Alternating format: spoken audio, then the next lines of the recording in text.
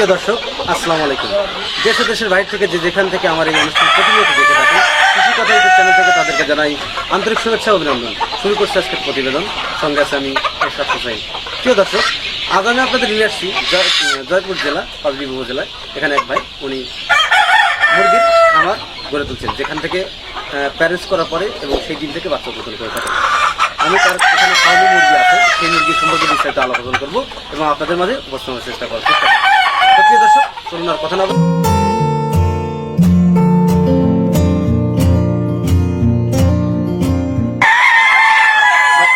ভাই, আমি আসছি পাবনা জেলা থেকে, কৃষি কথা মুরগি বাচ্চা থেকে মুরগি বড় মুরগি পালন এবং সেখান থেকে বাচ্চা উৎপাদন করে থাকেন। আপনার খামারটা পরিদর্শন করতে আসছি। তো আপনার এখানে কি জাতের মুরগি আছে? আমার এই সেটে আছে যেটা হলো উৎপত্তি হলো মিশর। এই যে মুরগি আমরা দেখছি এখানে, এই মুরগিগুলোর এখন বয়স কত? এগুলো আমাদের রানিং ডিম দিতেছে। আমার এই মুরগি এরকম আমার মুরগি আছে বর্তমানে হচ্ছে মোটামুটি 1 মাস থেকে হচ্ছে 1 মাস 4 মাস হচ্ছে। এখন এই মুরগির বয়স কত? 7 মাস 10-12 দিন। আচ্ছা, একদিন থেকে যখন বাচ্চাগুলো আনার পরে কি খাবার দিতে হবে? আসলে আমি আপনাকে যেটা বলি, এর আগে আপনাকে বলছি, আমরা প্রথমে বাচ্চাগুলোকে আমরা নিয়ে আসার পরে শুরুতে আমরা বোর্ডিংয়ে আসার আগে যে পরিস্থিতিগুলো খাবারটা আমরা লেয়ার স্টার্টার দিই। লেয়ার মুরগি ডিমের জন্য যে লেয়ার স্টার্টারটা ইউজ করতে হবে, মানে একদম জিরো সাইজ। আচ্ছা, এটা এই জিরো সাইজটা কয়দিন? এই জিরো সাইজ মোটামুটি আপনার 1 মাস পর্যন্ত চলবে। 1 মাস পর্যন্ত। তারপরে কোন সাইজের শিক্ষা দিই? তারপরে আমরা লেয়ার গ্রোয়ারটা দিই। ওইটা আপনার ওইটা আবার মোটামুটি 75 দিন পর্যন্ত চলে। তারপরে আমাদের যখন দেখা গেল যে 75 দিন বা 80 দিন থেকে আমরা লেয়ার 1টা চালু করি। ডিমের একটা আবির্ভাব আসতেছে। জি, লেয়ার 1টা কি লেয়ার 1টা কি জন্য গুরুত্বপূর্ণ? যখন মুরগিটা আমরা লেয়ার 1 দিব, তখন যদি আমরা খাওয়াচ্ছি তাহলে ওটার সাথে ম্যাচিং হবে। না হলে আমরা যদি গ্রোয়ারটা দিই, মুরগিটার ওজনটা বেশি হয়ে যাবে, চর্বি হয়ে যাবে, তখন মুরগিটা কাঙ্ক্ষিত রেজাল্ট আসবে না এবং ডিমটা পাওয়া যাবে না।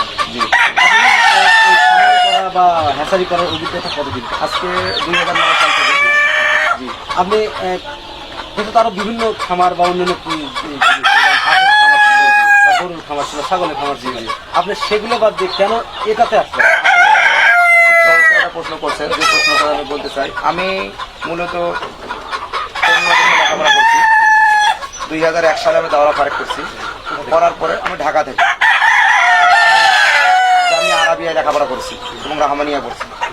তো আপনার হচ্ছে লেখাপড়া করার পরে আমি দেশের বাইরে যাই রুজির তালাশে আর কি। আবুধাবিতে কিছুদিন কাটাই, বলতে মোটামুটি 6-7 বছর ছিলাম। তখন শাহেদ সিরাজ স্যারের একটা প্রতিবেদন আমি দেখি, রাবে আবার, যার বাড়ি হলো নরসিংদীতে, ঠিক আছে, যে ফার্মি মুরগি লালন পালন করে উনি ব্যাপক সফলতা অর্জন করেছিলেন। আমি দেশের ছুটিতে চলে আসি। চলে আসার পর থেকেই আমার মনে করেন যে এই মুরগির ডিম সংগ্রহ করে, তারপরে আমি ঢাকা মিরপুর যে আছে ওখান থেকেও বাচ্চা আনছি। আনার পর থেকে আমি শুরু করি। আমি প্রথমে শুরু করছিলাম মোটামুটি 20টা ডিম দিয়ে। যাওয়ার পরে দেখলাম যে ওখানে বাচ্চা আসছিল। আসার পরে মিরপুর সরকারি হাসপাতাল থেকে আমরা বাচ্চা সংগ্রহ করি। ওখান থেকে মোটামুটি বাচ্চা নেওয়ার পরে প্যারেন্স করি 200। দেখলাম যে ডিম ব্যাপকভাবে দিচ্ছে। তারপরে এই বাচ্চাটাকে আমরা ঘরোয়া পদ্ধতিতে করা শুরু করলাম। আচ্ছা, এই মুরগিগুলো কতদিন বয়স? এই মুরগি এটা আপনার হলো যে মোটামুটি 132 দিন থেকে এরা ডিমে আসে। 120 দিন থেকে দেখা যায় 132 দিন থেকে সম্পূর্ণ ডিম আসে, ফুল টিকা হয়। আচ্ছা, কত মাস পর্যন্ত? ইয়ারলি 11 মান্থ, যাকে 11 মাস কন্টিনিউ ডিম পাবেন। তারপরে দেখা যাবে আবার মনে করেন যে একটু গ্যাবিং এ যাবে। গ্যাবিং যাইতে বলতে কি সবগুলাই যাবে 500, আপনি 350 বা 300 বা 250 ডিম পাবেন। আর 15 দিন, 15 দিন 20 দিন 1 মাস থাকার পর আবার রানিং হবে, আপনি আবার 1 বছর ডিম নিতে পারবেন এবং এই মুরগি বন্ধ হবে না, বন্ধ হবে না। এই হাঁসের এই মুরগিগুলো পালন করতে গেলে কি পরিমাণ? এই মুরগিটার আপনার বাচ্চার দাম এক এক সময় এক একটা রেট থাকে। যেমন মনে করেন যে হাঁসারি থেকে বাচ্চাগুলো সংগ্রহ করে যদি গুণগত মান সম্পন্ন বাচ্চা হয়, এবং তারা যে মারেক্স ভ্যাকসিন করে দেয় তাহলে বাচ্চার রেটটা একটু বেশি পড়ে।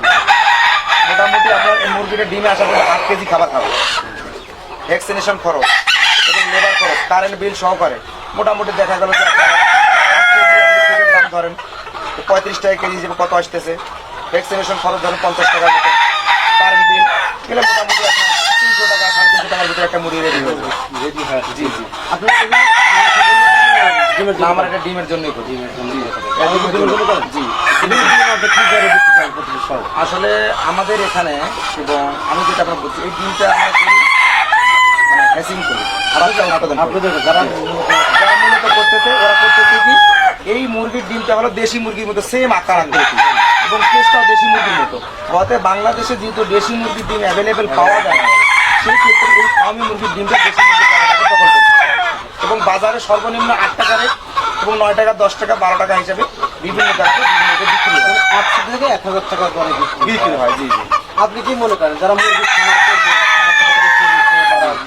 দেশের বাইরে থেকে যারা খামার করার ইচ্ছা পোষণ করছে, তারা যদি মুরগি খামার করে বা এই যে ভাবি খামার শুরু করে, তারা কি লাভবান হতে পারে? অবশ্যই আমি মনে করি যে আল্লাহ তাআলার রহমতে আমি এক সময় বিদেশে ছিলাম, দেশে আসছি। এই দীর্ঘ 10 বছর ধরে আমি মুরগি নিয়ে কাজ করছি, 11 বছর টাকার জন্য দিচ্ছি এবং এই ফার্মি মুরগি দিয়ে আমি যতটুকু সফলতা অর্জন করেছি, আমি একজন খামারি হিসাবে যদি তারা সব দিক নির্দেশনা মানিয়ে চলে এবং সুন্দর করে মন দিয়ে কাজ করে, আমি মুরগি দিয়ে অনেক কিছু করা সম্ভব। এই মুরগিকে পালন করতে গেলে কতটুকু রিস্কের সম্ভাবনা? এই মুরগি আমাদের দেশি মুরগির চেয়ে রোগ প্রতিরোধ ক্ষমতা বেশি। জি দেশি মুরগির চেয়ে এই মুরগির ভ্যাকসিন করতে হয় কটা? এই মুরগির মোটামুটি ভ্যাকসিন আপনাকে 13টার মতো ভ্যাকসিন দেওয়া হয়। জি কোন কোন যেটা ভ্যাকসিনগুলো করতে হয়? এই ভ্যাকসিনগুলো কোন কোন যেটা দেওয়া, যেমন আমরা বাচ্চারা এটা প্রথম ভ্যাকসিন আপনার 1 দিন বয়সে করতে হবে, তারপরে 5 দিন বয়সে, তারপরে 8 দিন বয়সে, তারপরে আবার 10 দিন, আবার 15 দিনে, আবার মনে করেন যে আপনার 18 দিনে, আবার 21 দিনে আছে, আবার 28 দিনে, আবার 35 দিনে, আবার 42 দিনে, 30 দিনে, 48 দিনে আবার আপনার আমাদের লাসোটা। এভাবে আপনার 58 দিনে একটা আছে, আবার 90 দিনে একটা, 120 দিনে। তারপর তার কি কথা? না, আর কোনো সময় দিতে হবে? আবার মনে করেন যে যখন প্যারাস্টকটা বয়স একটু বেশি হয়ে যায়, ওরা আমি থেকে ভ্যাকসিনটা একটু খাওয়াই দিতে পারে, সমস্যা নেই। লাইভ ভ্যাকসিন জি এইটাই আর কি। এই আপনি মুরগির ভিটামিন যে খাওয়ান, কি কি ভিটামিন দিয়ে দিয়েছেন? আসলে কি আপনাকে যদি ভিটামিনগুলোর বেশি আমি বলি, মুখস্থ বললে বুঝবে না কেউ। লালন পালন করে তাদেরকে শিডিউল দেওয়া হয়, সেদিন দেওয়া হয়, মানে চাপ দেওয়া হয়। যে চাপ দেওয়া হয়। মুরগিগুলোকে যখন দিনে রানিং থাকে তখন ওদেরকে ইসেল দেওয়া হয়, এডি ডিম ফর্মুলা কোনো দেওয়া হয়। এই ইসেলটা খাওয়ালে মুরগিগুলো কন্টিনিউ ডিম থাকে, ডিমটা ক্লিয়ারলি থাকে, ক্লিয়ারলি থাকে। জি জি মুরগির ভিতরে যে জড়াইটা আছে ডিমটা মোটামুটি আপনার ভালোভাবে জন্ম নেয়। ডক্টররা মানে সাইন্টিস্টরা যারা বলে যে ইসেলটা প্রথম সপ্তাহে 3 দিন, কোনো সপ্তাহে 2 দিন মারা যাবে, ক্যালসিয়াম, এই সমস্ত জিনিসগুলো দিলে মোটামুটি মাল্টিভিটামিন দিলে আলহামদুলিল্লাহ ভালো থাকে। বুঝতে পারছি আপনি এই জায়গায় যেতে পারবেন। জি জি আপনি এত কিছু শিখলেন কথা, আপনি কি পুরো প্রশিক্ষণে আছেন? আসলে কি প্রশিক্ষণ বলতে কি আমাদের জয়পুরহাট ডিস্ট্রিক্টটা হলো যে সোনালী মুরগির প্রাণ কেন্দ্র। এই কামাল স্যারের মাধ্যমে যিনি আমাদের উল্লাপাড়াতে ওনার কাছে সোনালী মুরগির উৎপত্তি নিয়ে আসছে, ওনার কাছ থেকে এবং আমি বাংলাদেশের যুব উন্নয়নে ট্রেনিং দিচ্ছিলাম। আমি 3 মাসের ট্রেনিং করছি, পরে আবার 6 মাসের করছি, টোটাল আমার 2 সাড়ে 9 মাসের আছে। এবং আমি বিভিন্ন স্যারদের সাথে উঠা বসা করি এবং আমাদের জয়পুরহাটের প্রাণী সম্পদ অধিদপ্তরের যে হাসান স্যার আছে, উনি আমাদের সবসময় খোঁজ খবর নেয়।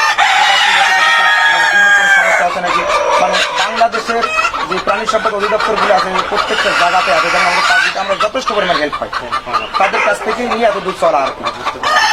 এই মুরগি পালনের ক্ষেত্রে কোনো সমস্যা হয়ে থাকে, যেগুলো ধরেন আপনারা দেখতে পাচ্ছেন যে ইতিপূর্বে আমাদের দেশে যে ভাইরাসগুলো আবির্ভাব করেছে, ইতিপূর্বে তো ছিল না, বর্তমানে সেটা অনেক হচ্ছে।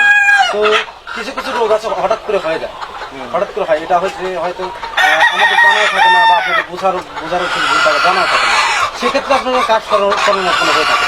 আসলে এর সাথে আপনার এই কথাটার উত্তর আমি কেমনভাবে দিব, শরণাপন্ন হয়ে গেলে খামারিরা যদি ওইরকম রোগের সম্মুখীন কখন হয়, যেমন আপনাকে 13টা বা 12টা ভ্যাকসিনের শিডিউল আমি দিলাম, এই ভ্যাকসিন শিডিউলটা যদি তারা না মানে তাহলে কিন্তু ওই ভাইরাসের আক্রান্ত তারা হয়। দেখা যায় যে ওইরকম ভাইরাস আক্রান্ত হলে বেশিরভাগ মুরগি বাঁচে না। বা আপনি ট্রিটমেন্ট যখন করতে যাচ্ছেন দেখা যায় আপনার 1000 মুরগি আছে 300 হয়ে গেছে, ঠিক আছে কথাটা? আমার মধ্যে তো এই ক্ষেত্রে আমি সতর্কতা অবলম্বন করতে বলবো আমরা প্রাণী সম্পদ অধিদপ্তরের শরণাপন্নায় হয় এবং তারা আমাদের ট্রিটমেন্ট দেয় এবং ট্রিটমেন্ট দিলে আল্লাহ তাআলার রহমতে ভালো হয়। কিন্তু এরকম কোনো ধকলে আজ পর্যন্ত আমার উন্নতর অভিজ্ঞতাতে আমি এরকম পড়িনি। কেন পড়িনি? কারণ একটা কথাই বলে, রিফাত সাহেব আপনি যে কোম্পানি চালাচ্ছেন বা আপনি আজকে আমার পরিমিত কোম্পানিতে ফার্মি মুরগি মোটামুটি আমার 4000-এর মতো পাল্টি আছে। প্রতি সপ্তাহে আমাদের বাচ্চা উৎপাদন হচ্ছে এবং বিভিন্ন খামারিদের মাঝে আমরা বাচ্চাগুলো তুলে দিচ্ছি। তো একটা হলো এই যে মানে নিয়ম দিয়ে মানা, এই মুরগির নিয়মে এমন কিছু নাই। 3 বেলা সঠিকভাবে খাবার দিতে হবে, এই জায়গাগুলো করতে হবে, এটা হলে আরো অনেক কোনো রোগ হয় না। প্রিয় দর্শক, খামারে যিনি হাটের মালিক বা খামারের মালিক, যার এখান থেকে যিনি প্যারেন্টস করে এখান থেকে বাচ্চা উৎপাদন করার পরে বিভিন্ন জেলায় সেল করে থাকেন, আমি তার কাছ থেকে অনেক গুরুত্বপূর্ণ কথাগুলো জানলাম। তার কাছ থেকে যে কথাগুলো জানার পরে যে কথাগুলো আমার বুঝে আসছে সেটা হচ্ছে মুরগি বা খাবার করতে গেলে আপনাদেরকে অবশ্যই সঠিক পরিচর্যা এবং সঠিক পরিকল্পনা গ্রহণ করতে হবে, তাহলে আপনি খামারকে লাভবান হতে পারবেন।